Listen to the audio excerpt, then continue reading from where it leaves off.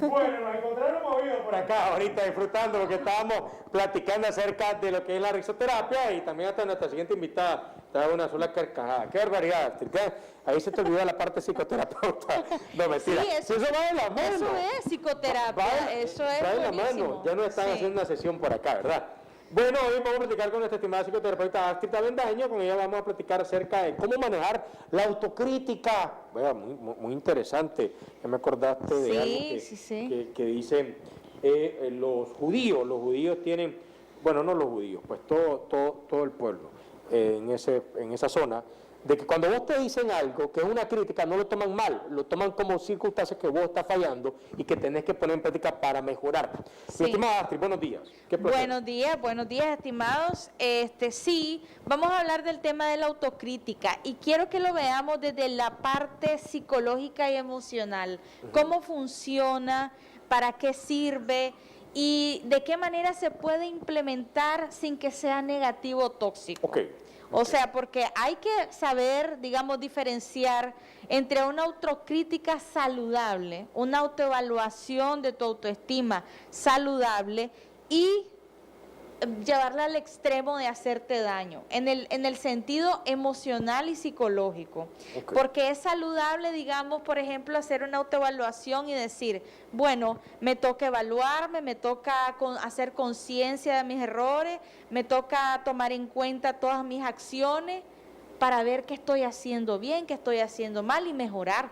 Este proceso de crecimiento personal que se da en la psicoterapia también, se da en todos lados, se da en el coaching, se da en la psicoterapia, se da en diferentes aspectos en donde vos estás creciendo, ¿verdad? Entonces, sí, la autocrítica es importante para poder crecer y para poder darte cuenta de alguna manera en que cuáles son tus puntos débiles y cuáles son tus puntos fuertes. Y de ahí avanzar hacia una zona de aprendizaje. Porque las personas que no tienen este mecanismo de autoevaluación no crecen de la misma manera que lo hacen las personas que implementan la autoevaluación. Cuando digo autoevaluación, digo a conciencia, ponerte a pensar qué cosas estás haciendo bien y qué cosas estás haciendo mal y qué cosas tenés que aprender a escuchar a los demás y qué cosas tenés que aprender a escucharte a vos mismo. Y hacer un equilibrio entre esas dos cosas. Porque la autocrítica negativa es cuando vos solamente te estás escuchando a vos mismo, tu voz que te dice que estás mal, que estás mal, que estás mal, y te señala únicamente lo negativo. Y ese mecanismo de autocrítica negativa viene a partir de diferentes eventos o situaciones de tu vida que no te dejan, digamos, tampoco ver tus potencialidades o ver lo bueno que tenés también. Porque hay que hacer un equilibrio entre lo negativo y lo positivo, no solamente señalar lo malo. Cuando una persona, y la primera señal, ojo al dato, la primera señal que vos tenés en una persona que es muy autocrítica negativamente es que te va a exigir de la misma manera en que ella o él se critica.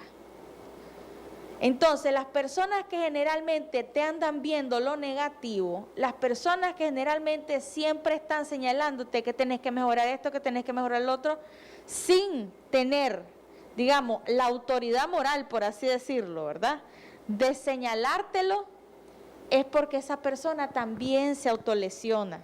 Y son autolesiones emocionales, psicológicas que se hacen a sí mismos y que después las proyectan en los demás. Entonces tenemos que entender esta parte porque hay que ser compasivos con este tipo de personas y entender desde qué punto te están hablando para no tomarlo personal. Es muy interesante lo que estás mencionando porque acabas de decir el saber entender desde qué punto te están hablando, el conocer a la persona, el saber por qué te lo está diciendo y el que también vos entendás que tenés que recibir para crecer, para mejorar, para formarte. No solo en la vida, no solo como persona, no solo como en la confianza, sino también en lo laboral, en lo familiar, en el matrimonio, en la relación como padre. O sea, en todos los aspectos es muy importante esto. Ahora, vos decías que esto es obviamente para que nosotros sepamos también cómo manejarlo. Porque hay una gran diferencia, y lo acabas de decir. Una cosa es con aquella frase muy peculiar que todo el mundo dice, te vamos a dar una crítica constructiva. Eso no existe, pues. O sea, la autocrítica creo que está más propio poder ser. O es crítica o es una observación. Correcto. Entonces, hay que saber diferenciar. Hasta el diccionario de la Real Academia Española tiene semánticamente la diferencia entre un comentario, una observación y una crítica. Así es. Hay una muy buena separación en esas tres palabras. Semánticamente hay una diferencia sumamente abismal que tiene una pequeña línea que las diferencia. Y es que el comentario, por ejemplo, puede ser general. Los comentarios pueden ser a nivel de la Real Academia, como te digo, el significado de un comentario es un mensaje que da un feedback o da una retroalimentación acerca de lo que está sucediendo a tu alrededor, por ejemplo. Así es. Una crítica puede ser un señalamiento que es distinto de algo. Puede ser positivo, puede ser negativo. Así es. Y ¿cuál era la otra que te dije? Comentario, la observación. La observación viene siendo como identificar, más que señalar, más que dar una retroalimentación, estás identificando en el otro o en la otra ciertos puntos fuertes o ciertas debilidades. Entonces, sí es importante notar estas diferenciaciones porque para ser autocrítico tenés que indiferentemente señalarte de algo. Y de quién y ahí es donde la persona autocrítica ya se está poniendo el dedo hacia sí mismo. Entonces la autocrítica es, me estoy señalando esto y lo otro. Entonces desde ahí, ¿qué está pasando en tu mente psicológicamente? Te estás juzgando injustamente, porque de todo lo que vos haces y de todo lo que vos decís, tenés una historia, tenés un background, hacer las cosas de una cierta manera diferente a los demás, porque también tenés una vida, tuviste un pasado, tuviste una historia, tuviste costumbres y tuviste hábitos diferentes a las otras personas. Y te forma una barrera con la persona que te lo está diciendo. ¿Por qué te vas a juzgar? Simplemente evalúate. Porque el punto medio entre la autocrítica y la autoevaluación es la autoestima. Así es. Es la autoestima.